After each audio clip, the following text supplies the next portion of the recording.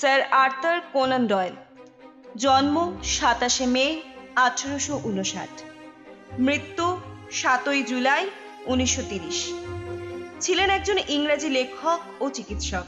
তার শার্লক হোমসের গল্পসমূহের জন্য তিনি বিশ্বব্যাপী পরিচিত। তার অন্যান্য রচনার মধ্যে রয়েছে কল্পবিজ্ঞান গল্প, নাটক, প্রেমের উপন্যাস, কবিতা, নন ফিকশন, ঐতিহাসিক উপন্যাস এবং রম্যরচনা। গল্প স্বল্পের পক্ষ থেকে আজকের নিবেদন স্যার আর্থার কোনান ডয়েলের লেখা দি অ্যাডভেঞ্চার অফ ভেইল ক্লজেল। গল্পটি আমরা নিয়েছি লালমাটি প্রকাশনীর অদৃশ বর্ধন অনুদিত শার্লক হোমস সমগ্র এই বইটি থেকে। গল্পের সূত্রধার ও মিসেস রোন্ডারের ভূমিকায় আমি সৌমাশ্রী। শার্লক হোমসের ভূমিকায় এসো গল্প পড়ি চ্যানেল থেকে প্রীতম। ডক্টর ওয়াটসনের ভূমিকায় সুদীপ্ত। মিসেস মেরিলোর ভূমিকায় পায়েল। বিশেষ ধন্যবাদ জানাই প্রীতমকে গল্প পাঠে আমাদের পাশে থাকার জন্য। শুরু করছি আজকের গল্প, দি অ্যাডভেঞ্চার অফ ভেইল ক্লজেল।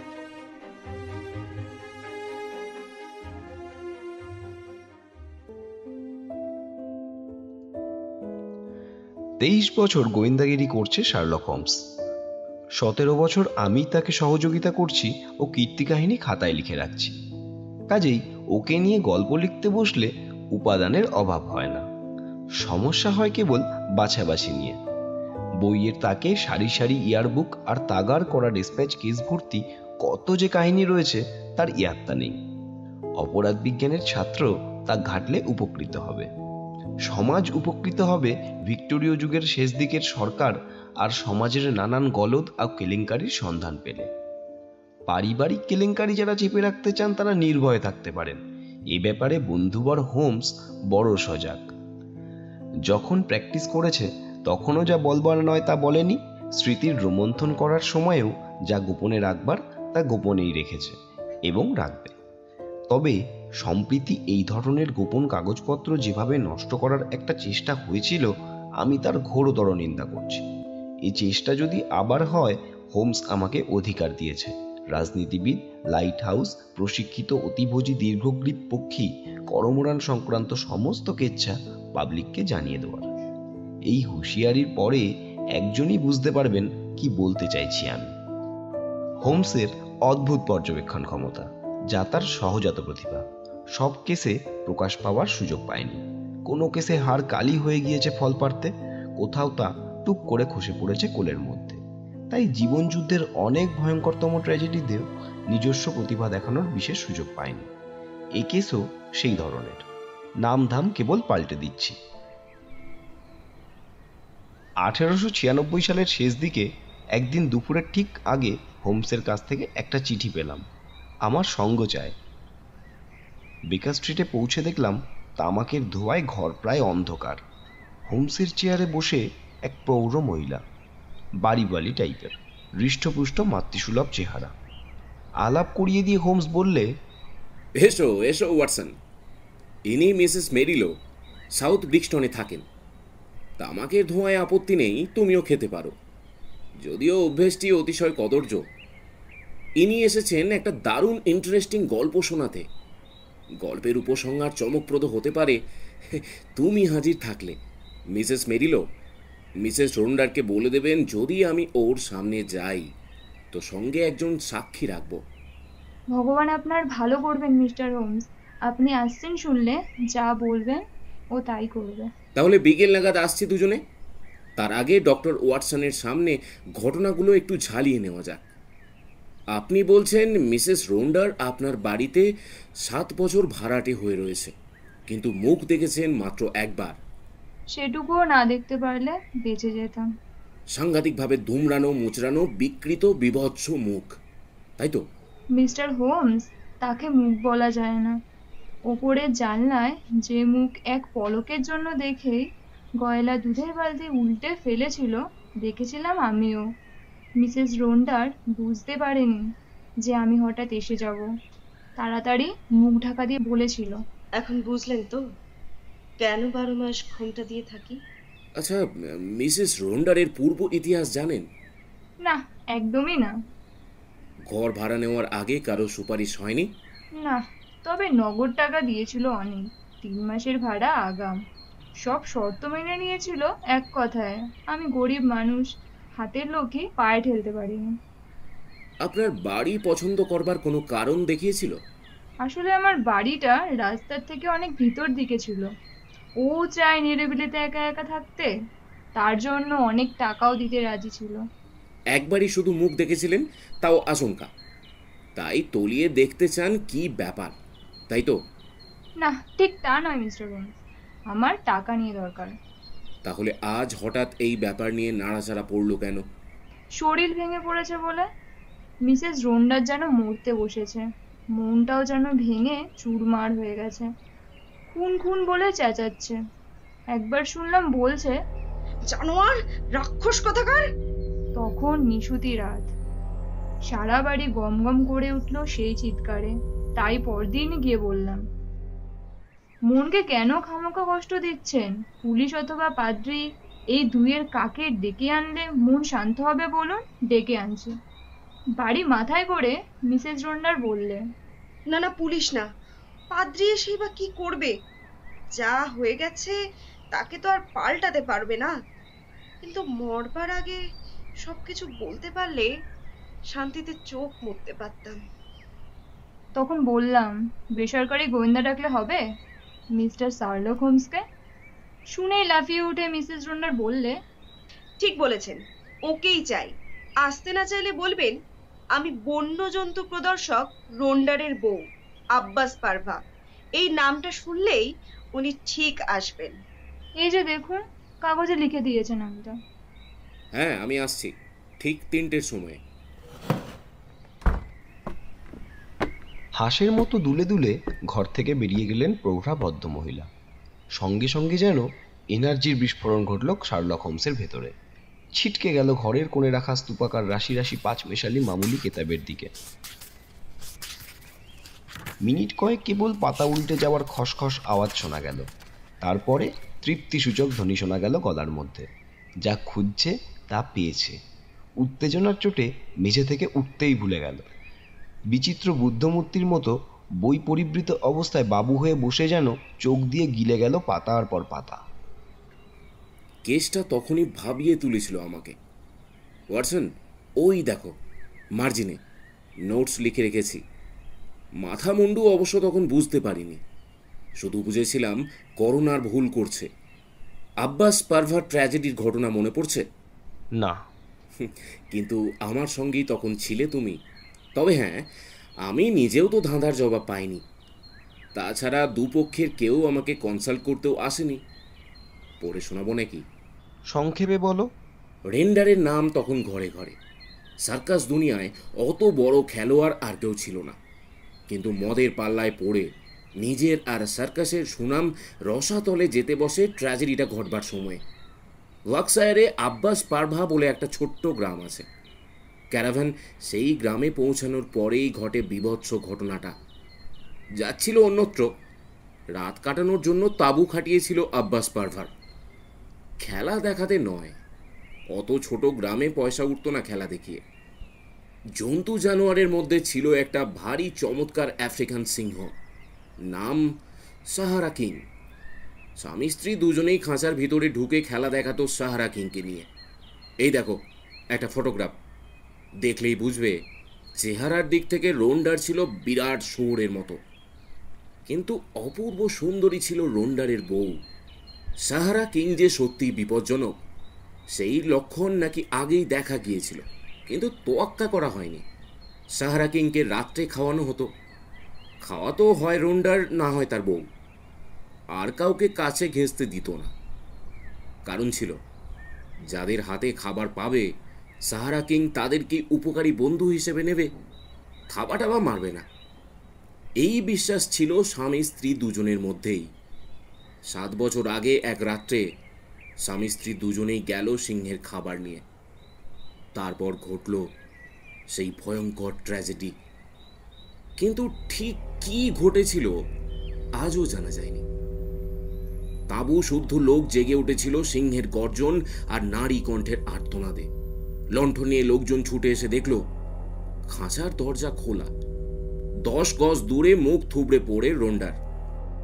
মাথার পিছনে সিংহের থাবার গভীর দাগ, খুলি গুঁড়িয়ে গেছে।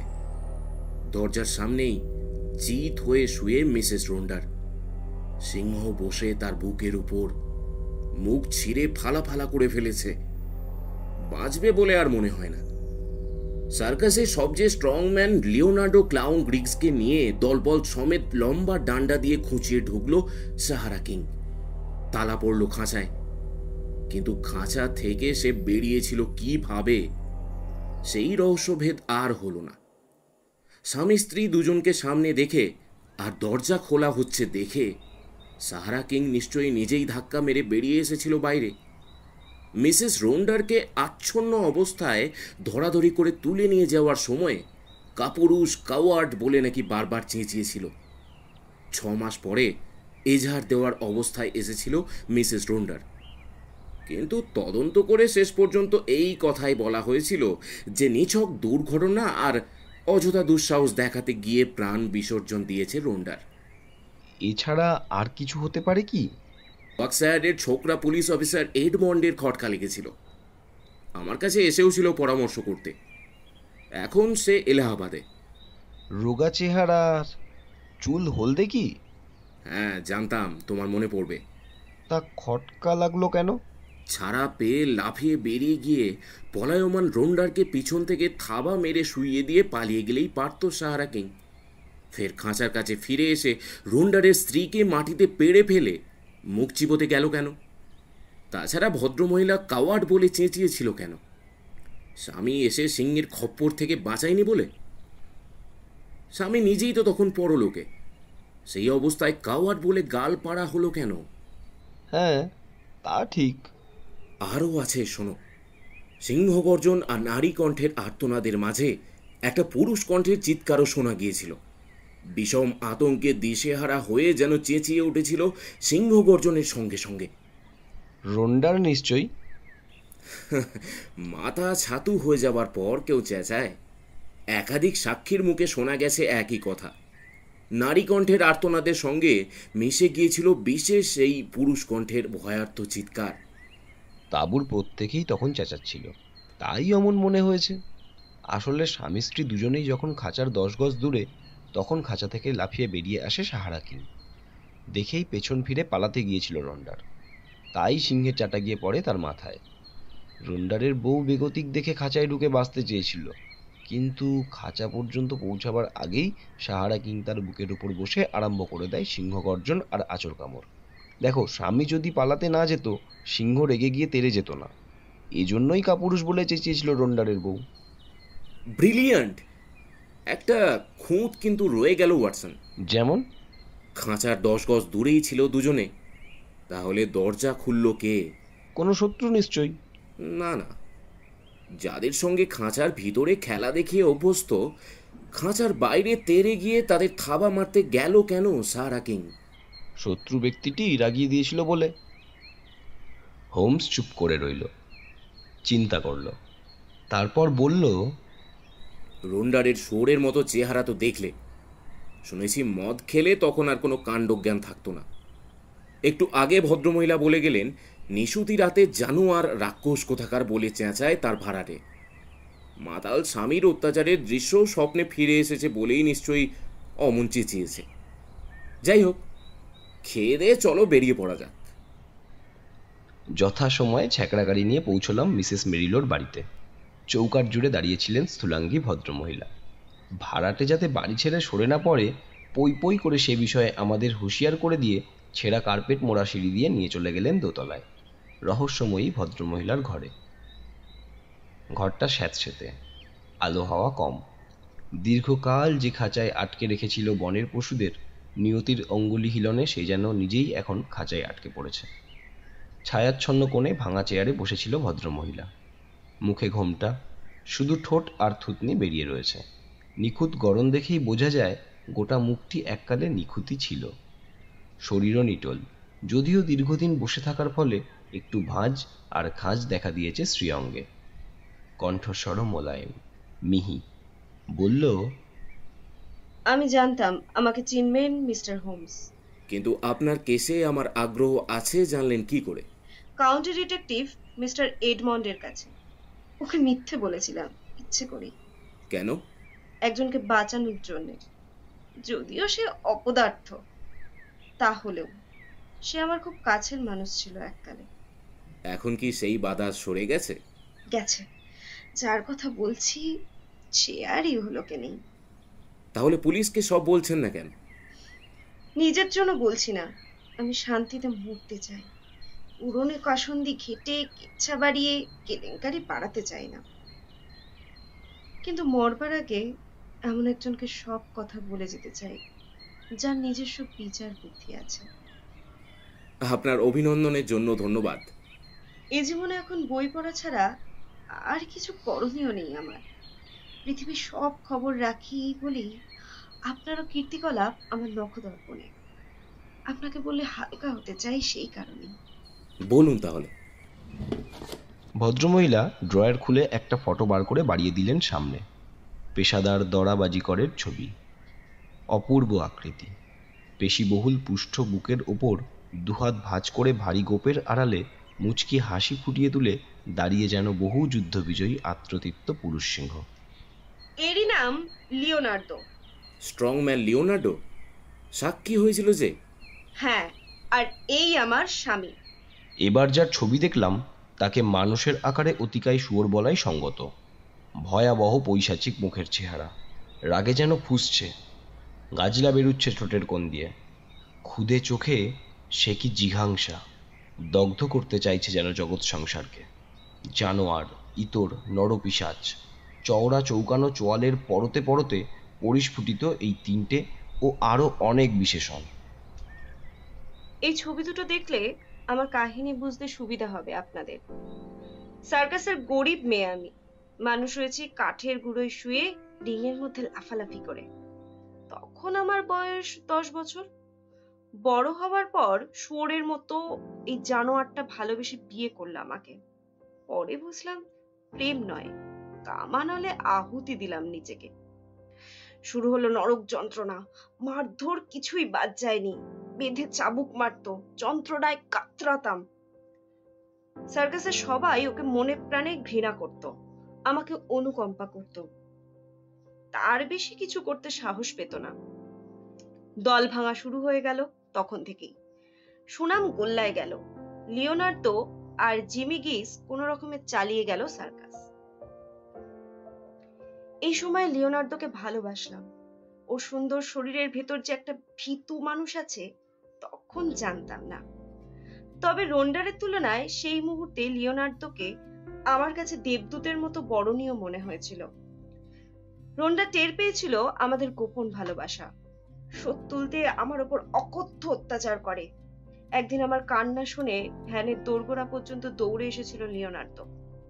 সেই রাতে একটা ভীষণ কাণ্ড ঘটতো। ঠিক করলাম আর নয়, রোন্ডারকে খুন করতেই হবে বাঁচবার জন্য।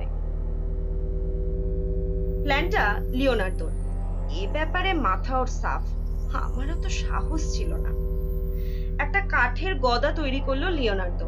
ভেতরে ঠাসা রইল শীষে, বাইরে 5টা লম্বা ইস্পাতের পেরেক, ঠিক যেন সিংহের থাবা। ঠিক হলো এই থাবার ঘায়ে খতম করা হবে রোন্ডারকে, কিন্তু সবাই মনে করবে মরেছে সিংহের থাবায়। নিশুতি রাতে অভ্যেস মতো দস্তার গামলায় কাঁচা মাংস নিয়ে স্বামী স্ত্রী গেলাম সিংহকে খাওয়াতে। নকল থাবা নিয়ে ভ্যানের আড়ালে ওত পেতেছিল লিওনার্দো। পেছন থেকে পা টিপে টিপে এসে মারল স্বামীর মাথায়। আওয়াজ শুনেই নেচে উঠল মনটা। দৌড়ে গিয়ে খুলে দিলাম খাঁচার দরজা। ভয়ানক ব্যাপারটা ঘটে গেল ঠিক সেই মুহূর্তে।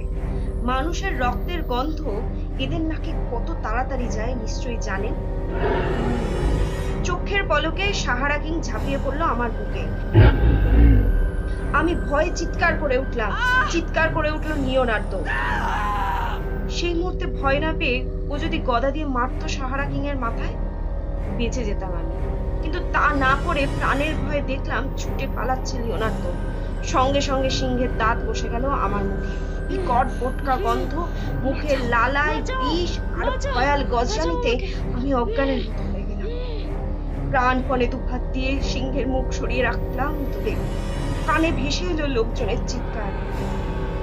পুরোপুরি জ্ঞান হারিয়ে ফেলার আগে দেখলাম লিওনার্দো আর গ্রিক্স ডান্ডা দিয়ে খুঁচিয়ে সাহারা কিংকে ঠেলে সরিয়ে দিচ্ছে বুকের ওপর থেকে। তারপর আর কিছু মনে নেই।